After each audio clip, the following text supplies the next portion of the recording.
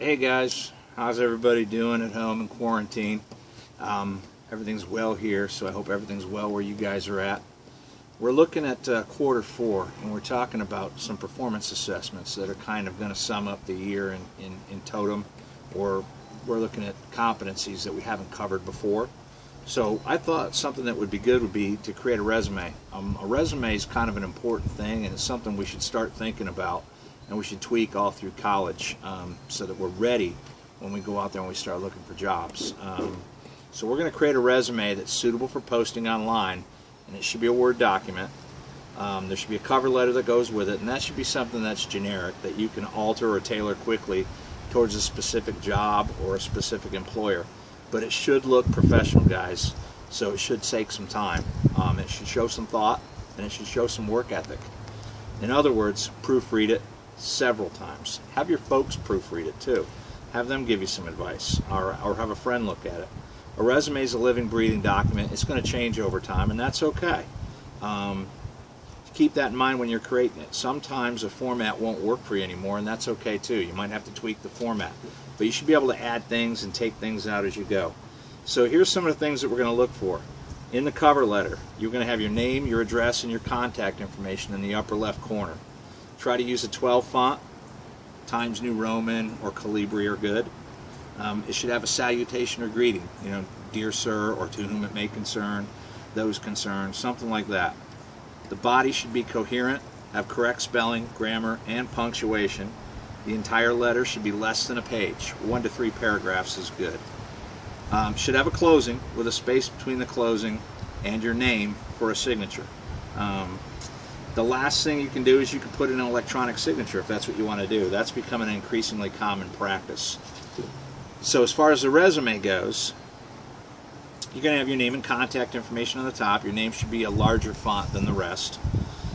Then you're going to have it in categories. The first category is going to be your education. That's where you're going to include your high school or any colleges that you went to.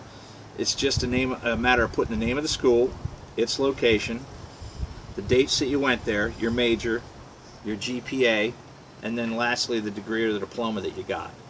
You can also include honors like National Honor Society, Dean's List, President's List, things like that.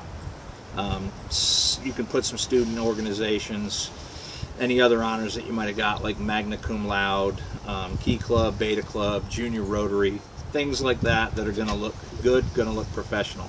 Maybe even like future accountants or something like that. Don't put a fraternity or a sorority down. Generally, employers aren't looking for that. It's okay if you don't have a whole bunch of stuff in there early on. It's not expected that you will, especially since you're just in high school. The next category you're going to have is your work history, and it's okay to have very little there too because you're still in high school. But basically what you're going to do is you're going to include any part-time job. Then you should have all of your jobs in. You should put the name of the employer, the dates of employment beginning to end, the position held, and your work responsibilities.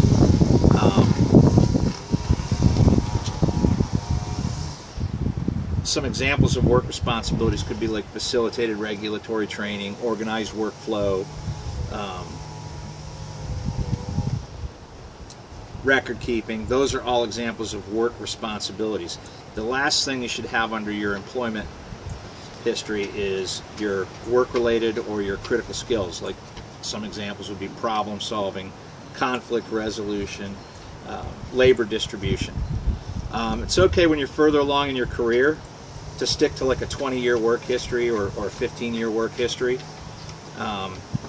If you've only had one job for 20 years, then it's okay to go back to another job. I'll have some other advice that I'll post on here in an actual document. You might want to eliminate gaps in employment if you have a lot of those. There's some things that I'll have on here for advice. The last section that should be on your resume is professional organizations or affiliations. Some examples might be the Society of American Foresters, the National Association of Realtors. It's okay to include civic organizations like the Rotary or the Elks Club.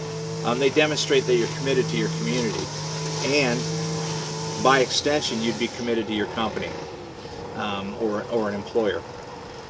Avoid civic organizations that have political affiliations or religious affiliations. They're not really interested in who you are outside of work. They're interested in what you're going to bring to work.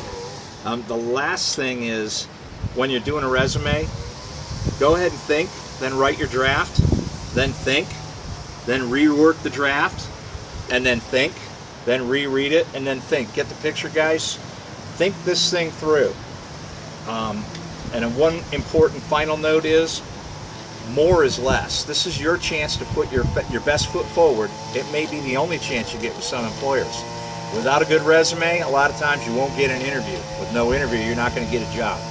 So this is your chance to put your best foot forward. Keep it short, keep it simple. Employers aren't looking for a book on how awesome you are. Try to keep a resume down to about 1 page. More is less, right? If you're going over a page, they're probably not going to look at it. If you do go over a page, try and keep it down to about 1/3 to 1/4 of that second page, because anything beyond that, they're probably not going to look at.